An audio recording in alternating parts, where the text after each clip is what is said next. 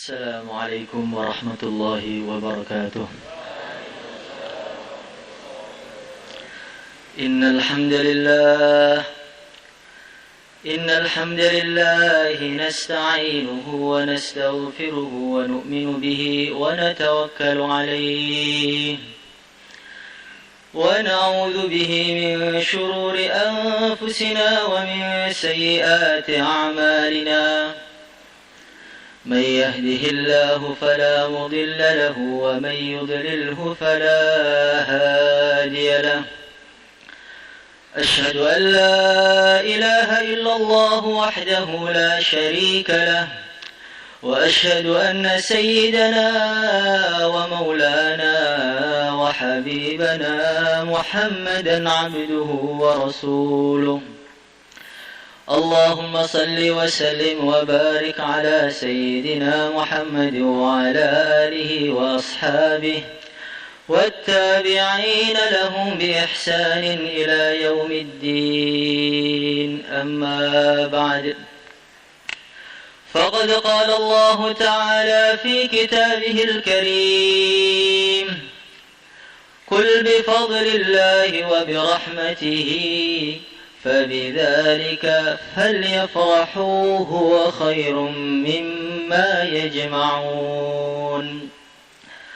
وقال عليه الصلاة والسلام: كل أمتي يدخلون الجنة إلا من أبى.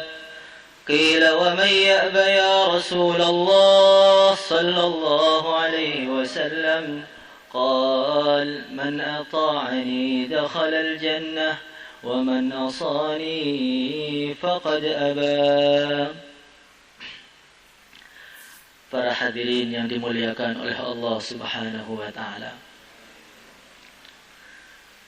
sudah menjadi wataknya manusia, tabiatnya manusia, dia ini akan sungguh-sungguh dalam satu amal ketika dia mengetahui kehebatan dan keistimewaan yang memerintahkan amal. Kalau kita di tengah-tengah malam tidur, kemudian dibangunkan oleh teman kita, ayo bangun, bangun. Tentu kita akan malas untuk bangun. Karena kita tahu dia tidak punya kelebihan apa-apa, itu teman saya, umurnya sama dengan saya, maka saya tidak wajib taat dengan dia. Tapi kalau yang membangunkan itu orang tua kita, maka tentu kita ini akan ada lebih semangat untuk menuruti perintahnya. Karena kita tahu dia begitu banyak jasanya kepada saya, mendidik saya, menafkahi saya sejak kecil. Maka dia berdiri menuruti perintah orang tuanya. Tapi kalau tengah-tengah malam tiba-tiba seseorang dapat satu surat, ditulis di situ, Tuan, nanti hari Senin Tuan dipanggil oleh Presiden untuk datang ke Jakarta. Maka mulai dapat surat itu dia sudah nggak bisa tidur. Waduh, dipanggil Presiden ini saya harus pakai baju apa? Saya harus pakai celana bagaimana? Cara ngomong yang benar, jangan-jangan salah. Kalau salah saya dihukum bagaimana? Bingung selama 3 hari sampai hari Senin dia nggak bisa tidur sama sekali. Karena dia paham yang manggil saya ini bukan orang biasa. Yang manggil saya ini pimpinan satu negara yang memiliki pasukan, memiliki kerajaan yang begitu hebat. Nah, tadi ketika maghrib kita mendengar hayya 'alas shalah. Bagaimana perasaan hati kita ketika itu? Apakah ketika mendengar hayya 'alas shalah hati kita bergetar, ini dipanggil oleh Allah Subhanahu wa ta'ala, Tuhan semesta alam yang memiliki langit, memiliki bumi? Apa ketika kita mendengar hayya 'alas shalah kita lanjutkan ngopinya sampai mau komat? Hadirin yang dimuliakan oleh Allah Subhanahu wa ta'ala, ini menunjukkan kita belum kenal siapa Allah Subhanahu wa ta'ala. Kalau kita melihat bagaimana makhluk-makhluk yang mengenal Allah Subhanahu wa ta'ala, ketika bumi dan langit dipanggil oleh Allah Subhanahu wa taala. Faqala laha walil ardi i'tiya taw'an aw karha qalata ataina ta'in. Jadi langit yang begitu besar dengan bumi yang begitu besar, 7 beta langit dipanggil oleh Allah Subhanahu wa taala.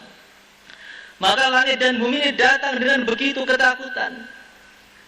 Qalata ataina ta'in, ya Allah, saya datang kepada Engkau dengan taat 100% ya Allah. Maka ada satu malaikat itu yang nyeletuk. Ya Allah, seumpama ketika Engkau panggil bumi dan Engkau panggil langit, tiba-tiba mereka berdua enggak mau datang. Ma kunta sani'an bihima, kira-kira Engkau akan apakan bumi dan langit itu? Maka Allah Subhanahu wa taala berfirman, kuntu amiran dabatan min dawabi fatabtali'ahuma. Kalau bumi dan langit enggak mau datang, akan saya datangkan makhlukku. Akan saya datangkan satu makhlukku yang bisa memakan sekali makan bumi dan langit dua-duanya. Malaikat kaget, ya Allah, Engkau punya makhluk yang lebih besar daripada langit dan bumi ya Allah. Hewan apa itu ya Allah? Di mana sekarang itu hewannya ya Allah? Maka Allah berfirman, fi marjim min muruji. Sekarang hewan raksasa yang akan memakan bumi dan langit jika mereka enggak datang itu, saya letakkan berada di salah satu padang rumput dari padang rumput-rumputku. Kalau satu hewan saja bisa memakan langit dan bumi, kalau 1000 hewan seberapa tempat padang rumputnya? Lah, itu satu padang rumput, kalau 1.000.000 padang rumput, di mana letaknya itu? Maka malaikat-malaikat Allah Subhanahu wa taala ini tahu betul bagaimana kehebatan Allah. Maka di hari kiamat ada malaikat-malaikat yang Nabi sabdakan, ma baina syafrai ainaihi masiratu mi'ati am. Ada malaikat-malaikat yang besar-besar yang antara jarak kedua matanya ini jarak seperti 100 tahun perjalanan. Raksasa-raksasa yang begitu besar antara kedua matanya seperti itu, bagaimana kakinya, bagaimana dadanya. Saat itu di depan Allah Subhanahu wa taala mereka seperti anak kecil yang sedang kedinginan. Karena mereka tahu siapa Allah Subhanahu wa taala. Maka malaikat-malaikat itu aneh melihat manusia ini. Dipanggil Allah Subhanahu wa taala, tenang, Masya Allah, begitu hebatnya manusia di bumi ini. Bahkan dalam kitab Ihya diceritakan Rasulullah sallallahu alaihi wasallam beliau berjumpa dengan malaikat Jibril. Wahai Jibril, tampakkan bentuk aslimu. Ya Rasulullah sallallahu alaihi wasallam, kok enggak akan kuat? Saya ingin melihat sekali saja, tampakkan. Maka betul ketika malaikat Jibril menampakkan bentuk aslinya, Nabi enggak kuat, langsung pingsan. Setelah Nabi bangun, wahai Jibril, ternyata bentukmu begitu besar sekali, mengerikan sekali. Malaikat Jibril senyum, ya Rasulullah sallallahu alaihi wasallam, kaifa idza ra'aita Israfil? Ini belum ada apa-apanya dengan malaikat Israfil ya Rasulullah sallallahu alaihi wasallam. Israfil itu kepalanya bagian atas di arsy, sedangkan ujung kakinya di bawah bumi. Lah malaikat yang begitu besar itu ketika mendengar Allah itu mengecil-mengecil sampai kal usfuril qadim, kal usfuris shaghir, seperti burung pipit yang sedang kedinginan. Kenapa seperti itu? Karena mereka tahu siapa Allah Subhanahu wa taala. Hadirin yang dimuliakan oleh Allah Subhanahu wa taala. Maka nanti di akhirat ketika hari kiamat Allah datangkan para nabi, para rasul, mereka begitu ketakutan. Yauma yajma'u Allahu ar-rusula fayaqulu madza ujibtum? Qalu la ilma lana innaka anta 'allamul ghuyub. Ketika para nabi yang pertama kali dipanggil, wahai para nabi, gimana tanggapan umatmu ketika kamu berdakwah di dunia dulu? Saking takutnya para nabi pada Allah, pertama kali nggak bisa jawab, ilmunya hilang semuanya. La ilma lana, ya Allah saya sudah lupa semua, nggak tahu ya Allah dulu gimana di dunia itu gimana, nggak tahu. Para nabi yang tidak pernah berdosa di akhirat ketika berjumpa dengan Allah begitu takutnya. Bagaimana yang nanti berjumpa dengan Allah dengan membawa segunung dosa? Apa yang akan mereka rasakan di situ? Hadirin yang dimuliakan oleh Allah Subhanahu wa taala. Alladzina idza dzukirallahu wajilat qulubuhum. Orang-orang yang ketika mendengar Allah hati mereka bergetar. Ini siapa ini? Orang yang mana benar-benar kenal dengan Allah Subhanahu wa taala. Kenapa kita ini ketika mendengar Allah hati kita kok biasa saja? Bahkan mendengar Allah bisa sambil tidur. Bahkan mendengar Allah bisa pura-pura nggak dengar. Jadi ada orang baca Quran di sampingnya pura-pura nggak dengar sambil main HP. Gimana itu? Masya Allah. Hadirin yang dimuliakan oleh Allah Subhanahu wa taala. Maka dulu kalau orang itu betul-betul kenal kepada Allah Subhanahu wa taala, dia akan betul-betul hati-hati dalam amal itu, hati-hati. Seperti orang amal depan raja, kerja di depan raja yang begitu hebat, begitu dahsyat. Bagaimana? Dia takut salah. Ada satu ulama, dia ini istiqomah sholat, shaf awal selama 40 tahun. Belum pernah terlambat takbiratul ihram walaupun sekalipun. Maka pas 40 tahun ada urusan. Sehingga dia sibuk, ketinggalan sholat di shaf belakang. Maka tengah-tengah sholat hatinya nggak enak. Masya Allah, biasanya saya ini shaf awal depan sendiri, sekarang saya di belakang. Apa kata orang-orang kepada saya nanti? Orang-orang pasti bilang ini bapaknya ini sudah murtad kayaknya. Setelah dia salam, dia langsung istighfar, astaghfirullahaladzim. Ternyata sholat saya 40 tahun ini hanya mencari muka depan makhluk saja. Sudah, mulai hari ini akan saya qadha semua sholat saya selama 40 tahun. Jadi dia merasa sholat di depan dengan di belakang rasanya beda, berarti udah gak ikhlas. Sudah, saya qadha semua. Kalau kita bagaimana? Sama juga Pak, saya depan belakang sama aja. Saking gak kenalnya dengan Allah Subhanahu wa ta'ala. Gak sholat juga biasa aja. Hadirin yang dimuliakan oleh Allah Subhanahu wa ta'ala. Orang kalau tahu keagungan Allah, kehebatan Allah Subhanahu wa ta'ala, maka dia ini akan takut dengan satu dosa. Dalam Minhajul Abidin diceritakan ada satu ulama, dia ini duduk ngelamun. Orang itu kalau melamun biasanya otaknya kemana-mana, putar seret. Ketika dia ngelamun, nggak zikir, tiba-tiba terbesit ingin maksiat.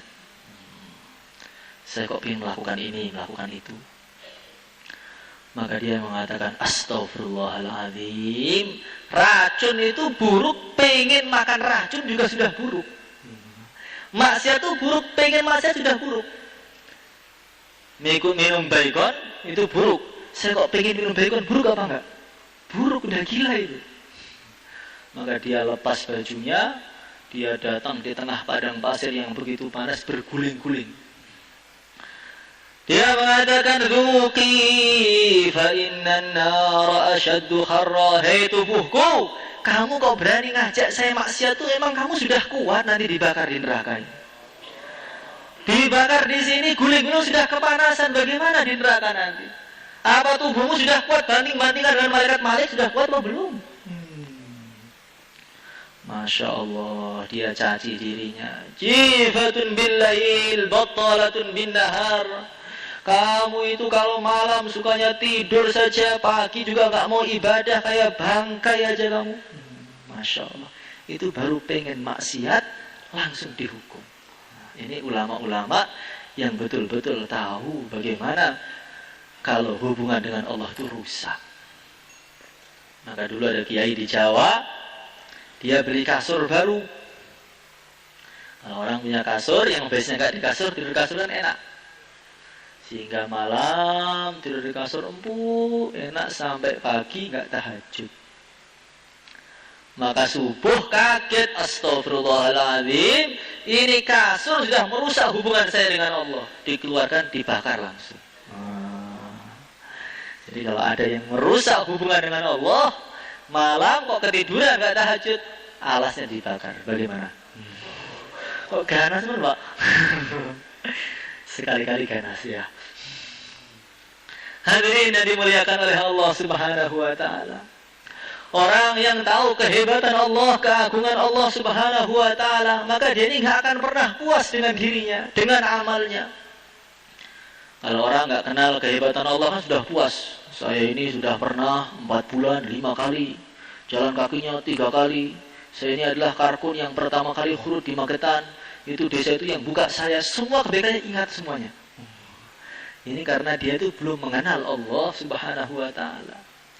Kalau orang sudah mengenal Allah, dia itu nggak akan berani membanggakan amalnya. Itu Sayyidina Abdullah bin Mubarak, seorang wali, seorang ulama, jihad habis-habisan.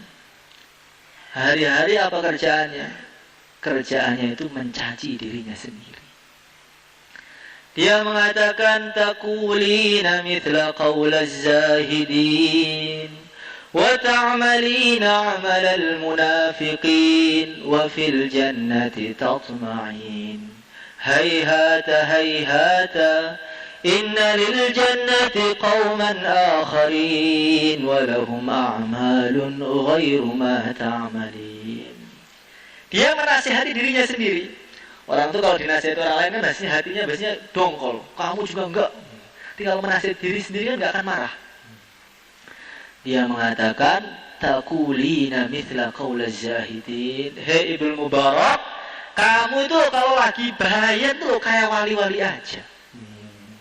Kalau lagi pakai serban, lagi khut fisabilillah, lagi naskil orang itu kayak seperti wali turun dari langit saja kamu itu.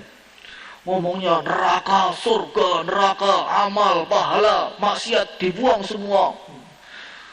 Masya Allah. Tapi wa ta'malina 'amalal munafiqin. Tapi amal kamu tuh kok nggak sesuai ya dengan bicara kamu.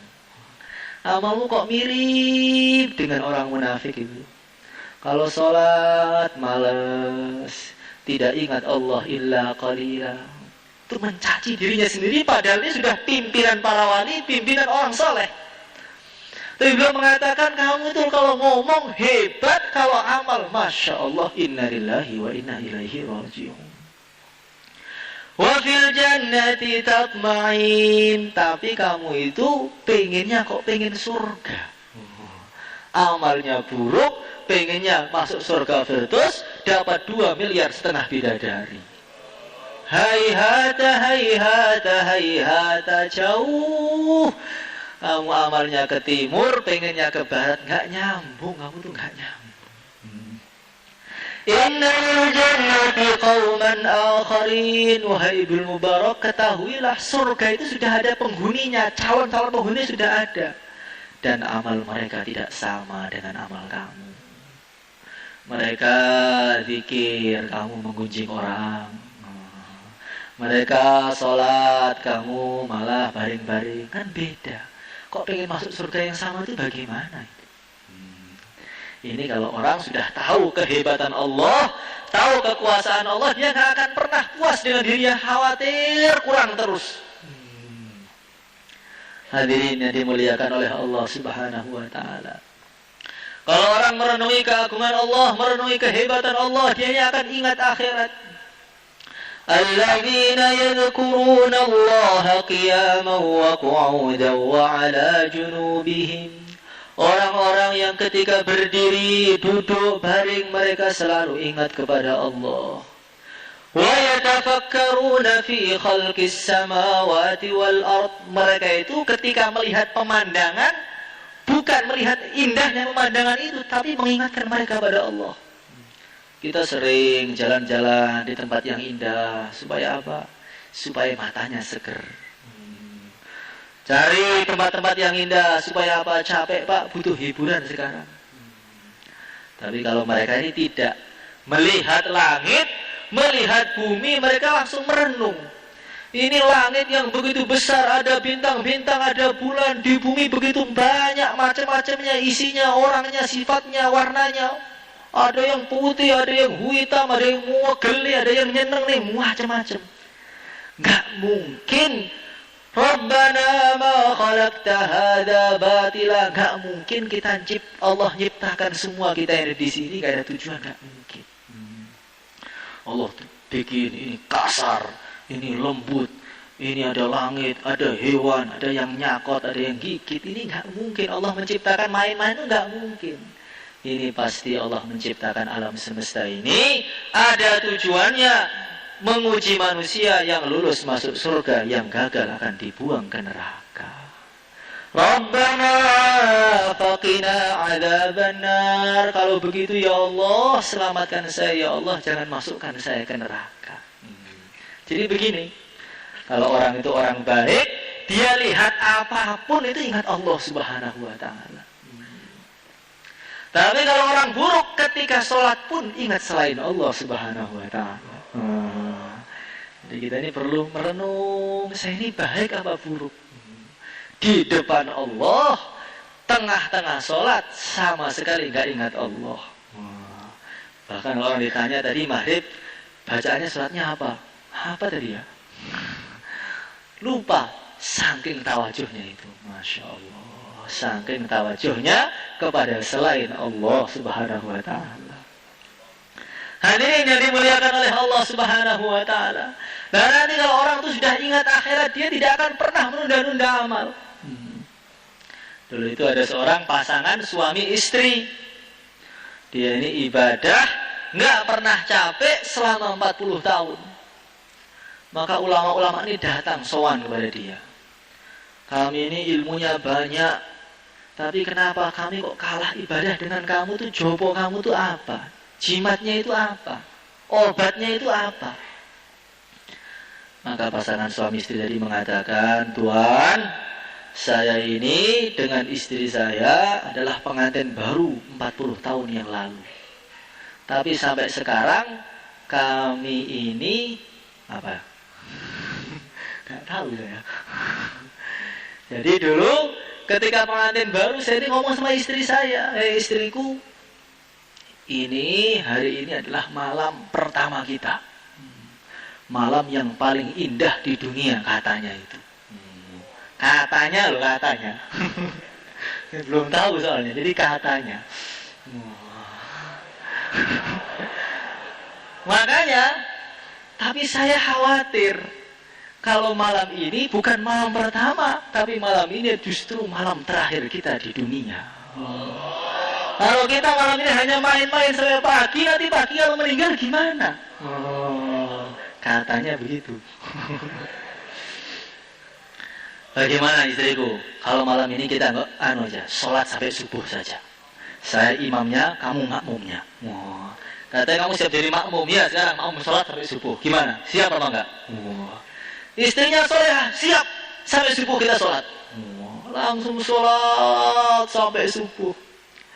Setelah subuh suaminya mengatakan, hei istriku, jangan-jangan pagi ini pagi yang terakhir juga. Gimana kalau pagi ini kita puasa saja, kita tunda aja malam pertama, pagi pertamanya. Paginya puasa lagi, malamnya gitu lagi, nggak terasa 40 tahun. Nggak pernah ngicipi istrinya itu. Hadirin yang dimuliakan oleh Allah Subhanahu wa ta'ala. Kenapa kita kalau diajak amal, kita tunda-tunda? Ayo Pak Khurud, insya Allah bulan depan aja. Ayo Pak Masjid, ya bentar lagi. Ayo tahajud, ya nanti. Kenapa kita menunda amal? Karena dalam hati kita merasa umur saya ini masih panjang sampai melewati 1000 tahun. Saya masih mau nikah, belum punya anak yang sudah nikah. Nanti anak saya belum mantu, saya belum punya bisnis ini, bisnis itu, sawah saya belum panen. Terus bayangkan ini tengah-tengah dia bayangkan cita-citanya. Wajat sakratul mauti bil haq. Datang Israel, disentil kepalanya, langsung copot nyawanya. Disitulah penyesalan yang selama-lamanya. Coba kalau dapat pengumuman, Pak, besok pagi Bapak mati. Kira-kira malamnya mau ngapain? Bisa main game, bisa? Bisa ngobrol, ngopi sampai subuh, bisa? Tidak bisa. Malam langsung ke masjid tobat, ya Allah, dosa saya ampuni, ya Allah. Kayak gitu. Makanya Nabi mengatakan, Sallu salat al-muaddi, salatlah seperti salat itu adalah salat yang terakhir. Nanti kita rasakan ketika Isya, ini Isya saya yang terakhir. Nanti betul-betul gimana, Pak? Ya jangan gitu. Insya Allah masih panjang umurnya. Tapi rasakan Isya yang terakhir, saya tidak akan ada kesempatan Isya lagi selain hari ini. Nanti tawajuh, takut, gak diterima Allah, gak mikir apa-apa. Hadirin yang dimuliakan oleh Allah Subhanahu wa ta'ala. Kalau orang ini ingat akhirat, maka dia ini akan takut dan bisa meneteskan air mata. Al-Imam Al-Ghazali dalam Muqasyafatul Qulub beliau bercerita, tengah-tengah malam ini Sayyidah Aisyah itu nangis sampai neteskan air mata kena pipinya Nabi Sallallahu Alaihi Wasallam. Maka Nabi tanya, ya Aisyah, ma yubki, wahai Aisyah, kamu kan nangis itu sedih kenapa? Istri kita sering nangis apa enggak? Sering, Pak. Kenapa? Kurang uang belanjanya. Ini Sayyidah Aisyah tengah-tengah malam tuh nangis sampai nggak bisa dihentikan.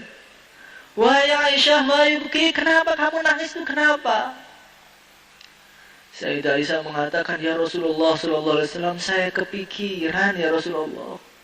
Kepikiran apa? Nanti engkau di akhirat itu masih ingat dengan saya apa enggak? Saya ini mikir akhirat saya bingung. Jangan-jangan di dunia bareng, di akhirat kita musuhan. Di dunia seperti keluarga sakinah, mawaddah, warohmah, sehidup semati, di akhirat musuh bebuyutan. Kenapa? Karena tidak kerjasama dalam agama. Maka Nabi mengatakan, wahai Aisyah, demi Allah Subhanahu wa ta'ala, nanti akan ada 3 keadaan yang mana di situ orang tidak akan bisa ingat kecuali dirinya masing-masing.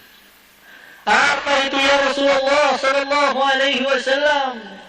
Itulah yang pertama, tatayus suhuf, ketika catatan amal kita diterbangkan di atas kepala kita. Jadi itu miber, terbang di atas itu, goyang kanan, goyang kiri, goyang kanan, goyang kiri. Orang tuh bingung, ini kanan apa kiri, kanan apa kiri. Kalau kanan sukses, kiri celaka, bingung. Sampai nggak bisa kedip, kaku semuanya. Kalau sampai di kanan, فَأَمَّا مَنْ أُوتِيَ كِتَابَهُ بِيَمِينِهِ فَسَوْفَ يُحَاسَبُ حِسَابًا يَسِيرًا. Oh, tanda baik ini. Kalau sampai di kiri, na'udzubillahi min dzalik. Itu yang pertama. Yang kedua apa ya Rasulullah Sallallahu Alaihi Wasallam? Yang kedua, ketika mizan timbangan amal sudah ditegakkan, orang akan dipanggil satu persatu, diletakkan amal baiknya, amal buruknya. Maka orang ini bingung melihat goyangan itu, kanan, kiri, kanan, jeglek, bagus, alhamdulillah. Ini yang amal baiknya dan buruknya mirip-mirip. Kadang ke masjid, kadang enggak, masjid, kadang enggak, kadang bangun, kadang tidur. Itu nanti goyang terus tuh. Ada subhanallah sekali, menang baiknya. Muji orang, menang buruknya. Na'udzubillahi min dzalik. Tapi kalau yang enggak pernah ke masjid, langsung jeglek, enggak usah nunggu itu. Hadirin yang dimuliakan oleh Allah Subhanahu wa ta'ala. Nah, disitulah nanti akan ada pengumuman satu persatu, dipanggil oleh malaikat. Sa'ida fulan yusqa abada. Fulan bin fulan telah sukses, dia tidak akan bisa celaka selama-lamanya. Itulah pengumuman yang sebenar-benarnya pengumuman. Kalau kita ujian, lulus, senang. Tapi apakah lulus di akhirat? Belum tahu. Tapi kalau ini pengumuman terakhir, kalau sudah lulus, berarti selama-lamanya lulus. Kalau gagal, na'udzubillah, selama-lamanya gagal. Yang ketiga,